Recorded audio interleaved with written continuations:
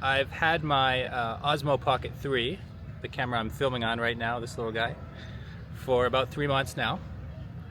I actually bought it the very first day it was released because I had seen a couple of the videos previewing this device, and I thought to myself, the bigger sensor, the small form size, this is a camera that I want to try.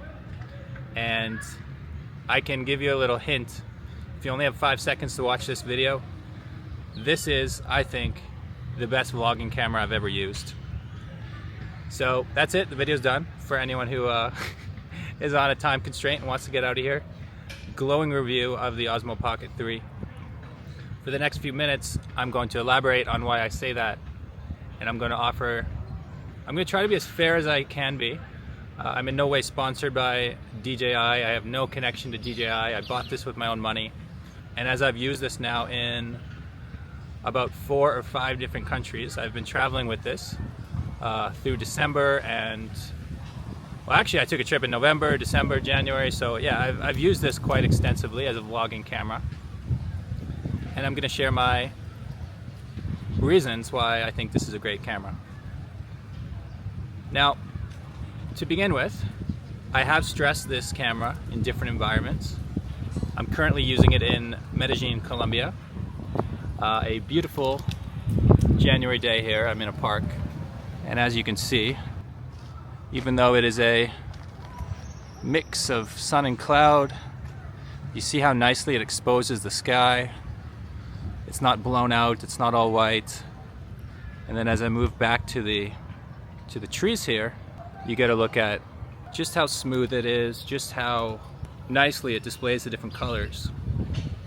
Which is, I think, one of the top considerations we have to consider for vlogging cameras. It's not just about the size or the ease of use, though it is small and easy for beginners. But of course it's about the image itself. Because I've seen vlogging cameras, notably the Sony, I would say the Sony ZV-1 was released a few years ago. Everyone and their mom was on YouTube saying this is the greatest new vlogging camera. And I bought into the hype and I bought one myself. And I ended up selling that camera less than a year later because, well, that's another discussion perhaps, but let's just say I was not satisfied at all with the stabilization. What I want out of a camera is an ability to turn it on and get quality footage right away. Of course, if you want to be a bit more nerdy, a bit more technical, you can film with the log and you can try to get as much out of the color science on this device as possible. You can lower the sharpness, you can change the exposure. In fact, I think I did set this at -1 sharpness, unless the setting has reset, but I believe that is my go-to setting. I just keep everything natural and I lower the sharpness by 1. The reason being that sometimes smaller sensors tend to over sharpen, and if you're new at filmmaking, that might be hard to understand what that means, over sharpen, but just think of the average cell phone video you look at and what separates that from a larger sensor quality camera.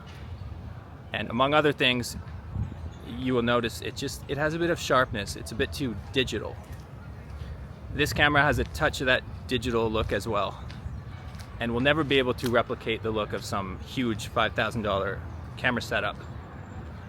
But for this price point, I think the sensor does a very good job. And as you can see right now how stable it is, I'm not even making an effort to really keep my hand too stable. If I bounce it up and down like this, well, that didn't look so good, but the point is, if you are walking, you don't have to think about keep my hand as steady as possible. You just naturally walk and talk. And if I stretch my arm out all the way, let's say I was walking with here, let's say I had a friend other than you, YouTube. I'm just kidding, I have friends. No, I don't. But the point is, if you are walking and talking with someone else, I'll include some footage of a recent clip I did with a local here in Medellin, and you can see how easy it is to get 2 people on the clips. In that situation, I know a lot of people are interested in the external microphone that DJI offers for this device. And if you want to do the best sound possible, I guess that is worth checking out. But for me, again, it's all about ease of use. And you know, everything has a compromise. If you want a better image, you need a larger sensor, and that adds more weight to your setup. If you want slightly better audio, you need to, you know, set up your wireless mics and make sure it's somewhere on the shirt, that it's not like rustling against the shirt or, you know, somehow disconnecting. The more complicated your setup, the more chance you have. Buenas tardes. Es una cámara. Sí, es mi cámara. ¿Y qué cámara es? El nombre es DJI Osmo 3. Oh, Sí. genial.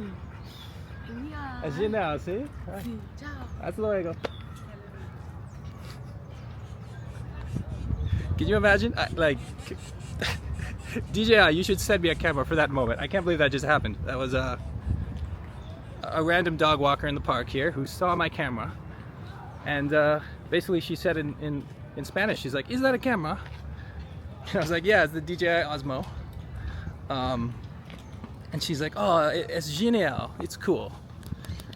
And that, I imagine, is another thing worth mentioning.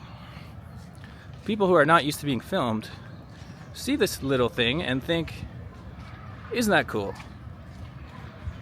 It's no more scary than a phone. In fact, it might even have a bit of novelty factor. Somehow it's cooler than a phone for people who are not tech savvy. The fact that I can just press the little button 3 times and flip the camera, as I just did, is a really interesting feature as well. Now, I don't know if you can hear music. There's a basketball court over there. There's a bit of music. There's a bit of sounds of them dribbling and stuff.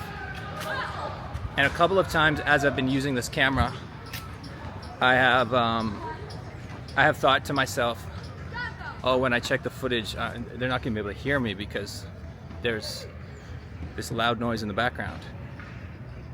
But what I've noticed is, as a vlogging camera, just naturally, without the external mics, without anything, it does a great job of, it doesn't isolate the background noise, but it blends it in naturally. So as if you were talking to a friend, you're still able to hear each other's voices without being drowned out by the background. What else can I say? I mean, I have stress tested this, maybe a bit more than I should have. I actually used this on some days when it was snowing. I tried to have an umbrella over me actually just to keep my camera safe, but on a couple occasions, snowflakes landed on my camera. I've filmed in light rain as well. And sometimes, once or twice, I got water directly on the lens and the gimbal started to act a bit funny. It would it didn't know what to focus. It was like focusing on the water essentially instead of me. So I would say if people ask if this is waterproof, it definitely is not. This is not a GoPro that you can throw in a lake or something. This will break immediately, I imagine. But you also don't need to be super panicked, like, oh, it's cloudy, I gotta put this away, because it can take a bit of precipitation. Just, don't blame me if you break your camera doing that. I'm sometimes a bit more reckless than I should be. Speaking of which, I mean, I do have some scratches on.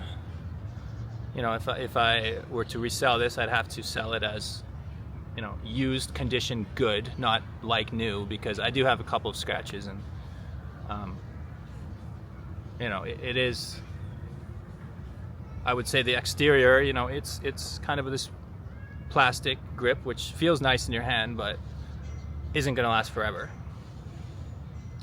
The battery itself, notably, this is one thing other YouTubers have noticed and commented on, but it's built into the device, which means when the battery is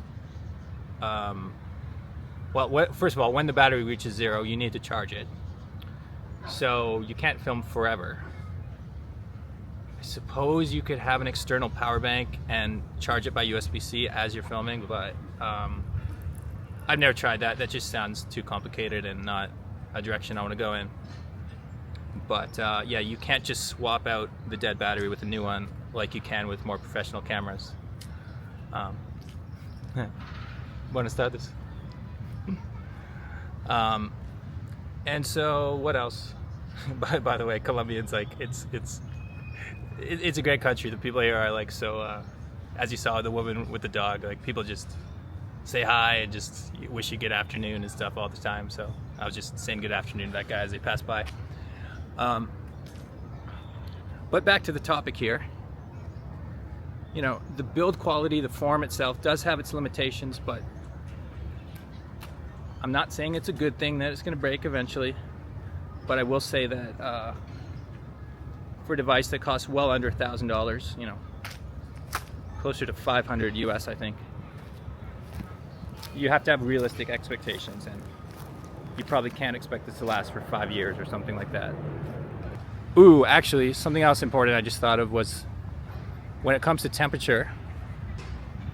I did film in this once on a very cold day in Montreal when it hit minus 15, and I filmed a 10-minute clip, and that was okay. So I will say that, you know, you are able to use it in colder environments. I don't know if the battery will last forever in that case, but generally speaking, it is able to handle the cold. But when it comes to the heat, I've never had an overheat warning. I'm trying to think, did I have that once? I might have had it once, I actually don't remember, but what I do remember is that even here in Colombia, where like it's not a heat wave here, but it's consistently up to 30 degrees Celsius. It's what most people would consider to be a hot summer day. And after a while, it gets very hot to the touch. The grip gets warm, the screen itself gets warm, and you just start to realize that it is, what can I say? It is like a hot little device that you're sticking into your pocket when you're not using it. And so, I mean, it would be better if that weren't the case, because it's just slightly concerning when you have a device that gets hot. And I don't know if that will have any long-term effects. When I'm filming, even if it gets warm, if it's still working, I'm still going to use it. But I hope that that's not going to do any long-term damage. God, I love that triple tap to turn. What I often do, if I'm trying to make a clip look more professional, is I will trim it. I will actually avoid talking for a couple of seconds right after cutting from selfie to outward shot. And so I can avoid actually having in the video the clip where I'm switching positions. Let me show you an example.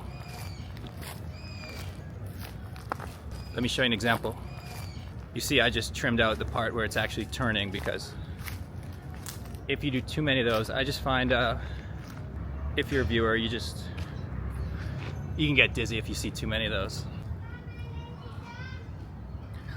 Oh, of course, low light. Low light is actually one of the biggest selling features of this camera. And I don't know, if you wanted to, let's say you're exploring a city with your friends, and your friends want to go to a movie. You decide to go to a movie, or you want to go to a club or something. You could actually go in there and discreetly get some photos of you, or some video clips of you cheersing with your friends. Wherever you go, you can just kind of stick this in your pocket, and if they don't have super strict policy, they won't mind. They're not going to think you have a camera. But as soon as you have a big camera with a big lens, you're going to be restricted on where you can actually bring that camera. Some people around you are going to be less comfortable with the big camera. And so that goes back to the trade-offs. Vlogging for me is about capturing real life as it's happening. As you see from this video, these spontaneous moments. If I had a big camera, would they be as quick to want to interact with me? Like the guy who passed by, the woman with the dogs, Maybe not. My arm, I can tell you, would also start to get tired if I were doing a 20-minute video holding out my camera. You might think you're strong, but yeah, try holding out a full-frame camera with a wide-angle lens for 20 minutes and you'll see how strong you really are. But once again, as I kind of wrap up my thoughts here, I can tell you after 3 months of using this, it is a very, very, very, very, very, did I say very? Oh yeah, very good vlogging camera. And I honestly can't think of anything to improve for the next generation, other than perhaps if they wanted a bit of a longer battery life, but honestly, for my use case, it's fine. And so I would encourage you guys, if you're considering a camera, not just to get lost in the specs. People might wonder why I'm not talking about, oh, does it film 4K 120? How's the slow-mo? How's the time-lapse feature? Those are fun features to play around with, but they're not what you're going to be using day to day. 99% of people are just going to want to do what I'm doing right now, which is take a walk, have some fun. And for me, this is a great camera for that. So hope you've enjoyed this. Hope this has shed some light on a long-term use of the Osmo Pocket. Did I have anything else to say? Oh yeah, link down below if you want to support the channel. Affiliate link for Amazon. You know how that works. Hope you enjoyed this video and I will catch you next time. Peace.